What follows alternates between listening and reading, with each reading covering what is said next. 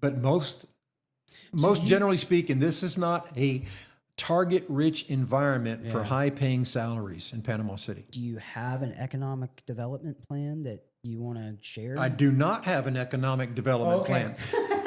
You're like, cut spending. Okay. So, You can have all the plan, like Mike Tyson said, you can have a great plan till you get punched in the face, right? Or in the mouth. Yeah. It's a great plan. But here's a reality that anyone can do and everyone can do. You can cut your spending.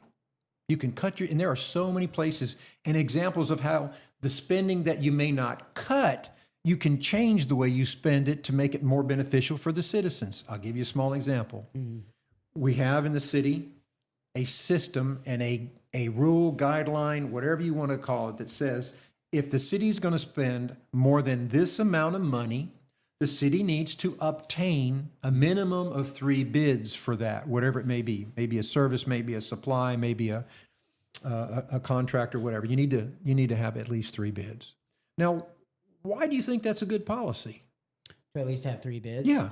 And to make sure there's competition to make sure that you're actually doing your due diligence. There we go. And if you have more than 3 bids and one's really high and one's really low, the really low one, let's help him and save him from his own disaster and not give him that contract because it's pretty evident he missed something, right?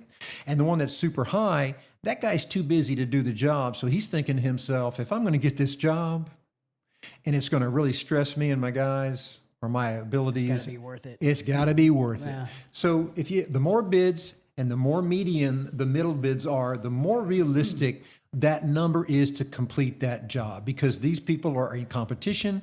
They're wanting to make a reasonable profit and cover their overhead, but they're going to be in the middle of the bar